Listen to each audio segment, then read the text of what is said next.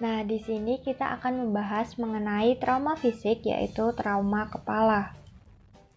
Nah, untuk trauma kepala sendiri, yaitu kasus yang paling umum dan banyak ditemukan di instalasi gawat darurat. Menyumbang lebih dari 1 juta kasus setiap tahun, trauma kepala adalah penyebab umum kematian dan kecacatan di antara anak-anak dan orang dewasa. Lalu untuk penyebab utama trauma kepala itu ada 3. Yang pertama, kecelakaan lalu lintas. Yang kedua, jatuh. Yang ketiga, penyerangan. Berdasarkan mekanismenya, trauma kepala diklasifikasikan menjadi 3. Yang pertama, tumpul atau yang paling banyak terjadi. Yang kedua, tembus atau yang paling fatal. Yang ketiga, ledakan.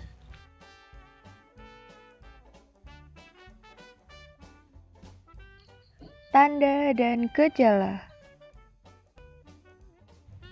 Regulasi aliran darah serebral, cedera otak yang parah dapat mengganggu autoregulasi aliran darah serebral. Tekanan arteri rata-rata kurang 60 mmHg sama dengan iskemia serebral, lebih dari 150 mmHg sama dengan peningkatan intrakranial. Tekanan perfusi serebral (peningkatan tekanan intrakranial) dapat menurunkan tekanan perfusi serebral. Tekanan intrakranial lebih 20 mmHg sama dengan peningkatan morbiditas dan mortalitas dan harus diobati.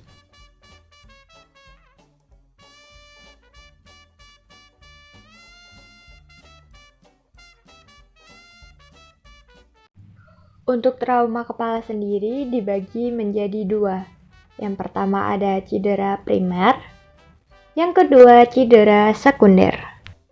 Untuk cedera primer meliputi cedera pada benturan awal yang menyebabkan pergeseran atau cedera otak akibat benturan secara langsung, akselerasi, deselerasi cepat, atau penetrasi.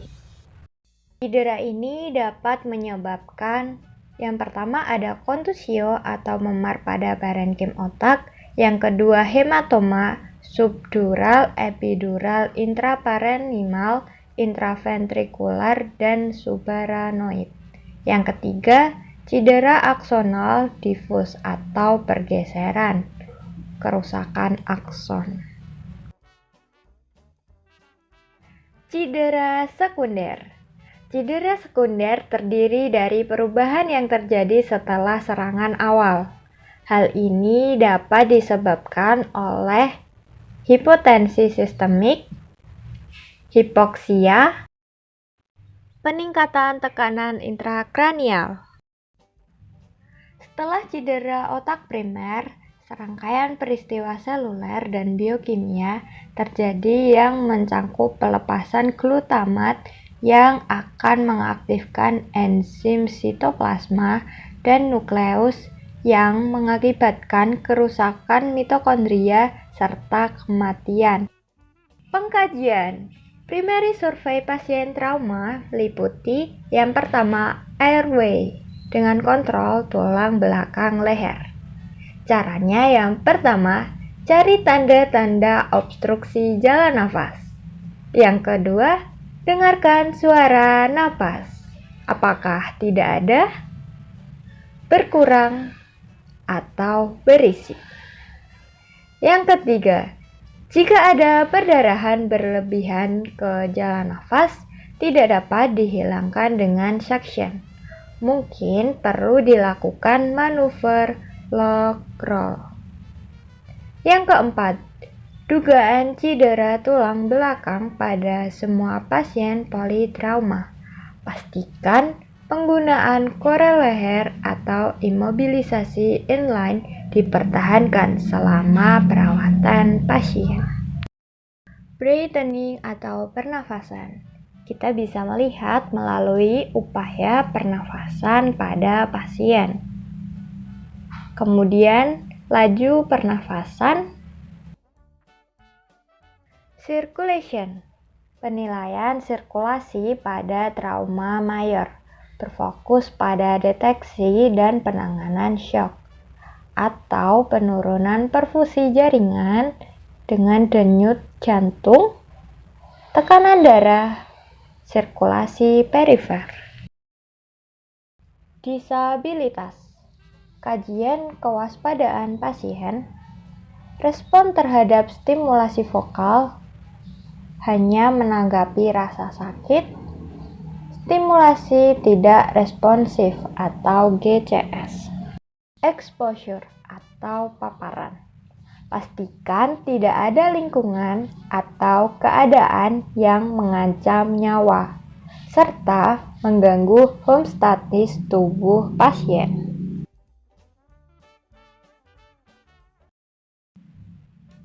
Pengkajian selanjutnya, survei sekunder. Pasien trauma dengan melibatkan yang pertama, ada keluhan utama pasien dan keluarga. Yang kedua, riwayat penyakit pasien dan keluarga. Yang ketiga, riwayat alergi seperti obat-obatan ataupun makanan. Yang keempat, pengkajian kepala hingga ujung kaki. Klasifikasi GCS head trauma. Yang pertama, cedera otak ringan dengan skor GCS 13 sampai 15 dengan penurunan kesadaran hingga 15 menit. Pasien dengan cedera otak ringan umumnya dipulangkan dari IGD dengan pengawasan yang ketat. Yang kedua, cedera otak sedang dengan skor GCS 9 sampai 13 dengan kehilangan kesadaran hingga 6 jam. Pasien cedera otak sedang dirawat di rumah sakit karena resiko tinggi kerusakan akibat edema cerebral dan peningkatan tekanan intrakranial. Yang ketiga, cedera otak parah dengan skor GCS 3 sampai 8 setelah dilakukan resusitasi atau pasien yang memburuk setelah 48 jam masuk IGD.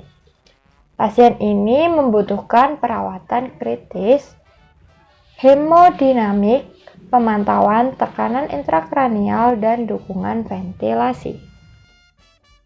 Untuk manajemen umum, yang pertama, operasi bila ada indikasi. Yang kedua, penanganan luka. Yang ketiga, pemberian obat sesuai dengan kebutuhan. Yang keempat, tujuan yang paling penting adalah untuk mencegah cedera otak sekunder.